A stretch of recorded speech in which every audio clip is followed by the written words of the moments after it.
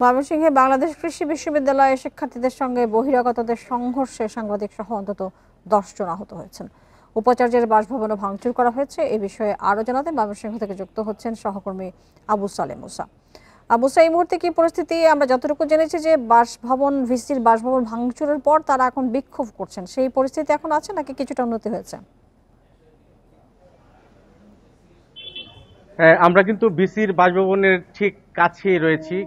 কিছুক্ষণ আগে কিন্তু বিসির বাসভবনের গেট ভেঙে ভেতরে কিন্তু ভাঙচুর করা হয়েছে। বিক্ষুব্ধ শিক্ষার্থীরা সেটি করেছে এবং আমরা যেটি দেখেছি যে আসলে শিক্ষার্থীদের যে শান্তিপূর্ণ আন্দোলনটি ছিল সেটি কিন্তু 7:45 পর্যন্ত শান্তিপূর্ণ ছিল এবং 7:45টার দিকে একদল বহিরাগত লোক কিন্তু তাদের উপর শিক্ষার্থীদের উপর আক্রমণ করে এবং শিক্ষার্থীরা কিন্তু বাঁচার জন্য কিন্তু দিক বেদিক ছোটাছুটি করে এদিক ওদিক চলে যায় এবং এই সময় কিন্তু বেশ কিছু শিক্ষার্থী আহত হয় এবং সাংবাদিকরাও কিন্তু 3 জন সাংবাদিক এখানে আহত হয়েছে এবং আমরা কিছুক্ষণ পর দেখেছি যে একজন শিক্ষার্থী একদম ঝোপের পাশে পড়েছিল। তখন কয়েকজন শিক্ষার্থী তাকে উদ্ধার করে হসপিটালে নিয়ে যায় এবং এই ঘটনার পরপরই কিন্তু বিশ্ববিদ্যালয় পুরা উত্তাল হয়ে ওঠে এবং বিশ্ববিদ্যালয়ের বিভিন্ন হলগুলো থেকে শিক্ষার্থীরা রাস্তায় নেমে আসে। তাদের হাতে আমরা দেখেছি যে লাঠিসোঁটা হাতে তারা কিন্তু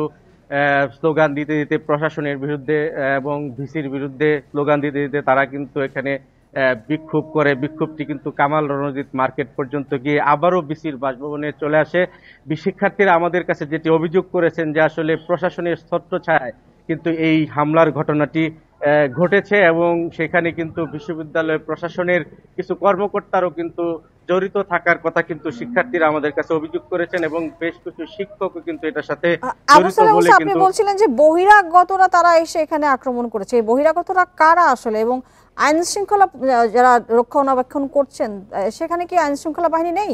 দেখুন, আমরা দুপুর থেকেই কিন্তু এখানে সংবাদ সংগ্রহের উদ্দেশ্যে ছিলাম এবং ওই সময় কিন্তু আমরা কিন্তু বিজয় 71 এবং শিল্পাচার্য জয়নুল আবেদিন মিলনায়তন, যেখানে কিনা ভিসি এবং 227 জন শিক্ষককে আটকে রাখা হয়েছিল, ঠিক সেখানেই অবস্থান করছিলাম এবং ওইখানে কিন্তু ময়মনসিংহের জেলা প্রশাসক, ময়মনসিংহের পুলিশ সুপার, অতিরিক্ত পুলিশ সুপার, ময়মনসিংহের কোতোয়ালি মডেল থানার ওসি সহ পুলিশের একটি টিম কিন্তু ছিল এবং আমরা দেখেছি যে মহানগর বিএনপির একজন শীর্ষস্থানীয় নেতাও কিন্তু সেখানে পুলিশের সাথে ছিলেন। এরপর কিছুক্ষণ পরে কিন্তু বিসির বাসভবনের দিক থেকে কিন্তু একটি বিশাল একটি দল কিন্তু লাঠিসোঁটা নিয়ে এই দিকে আসে এবং তখনই কিন্তু শিক্ষার্থীদের উপর কিন্তু তারা কিন্তু হামলে পড়ে এবং শিক্ষার্থীরা যেটি অভিযোগ করেছেন যে বহিরাগত যারা তারা কিন্তু এখানে স্থানীয় লোকজন এবং তারা কিন্তু বিসি সমর্থিত, বিসিকে উদ্ধার করার জন্য এই ঘটনাটি তারা ঘটিয়েছেন এবং তারা আসলে প্রশাসনের যে নিষ্ক্রিয়তা সেটিকে দায়ী করে তারা যেটি বলছেন যে বিশ্ববিদ্যালয়ে আমার প্রশ্ন যেটা হচ্ছে স্থানীয়রা কেন শিক্ষার্থীদের বিরুদ্ধে যে ভিসিকে সমর্থন করবেন, বিষয়টি কি আসলে?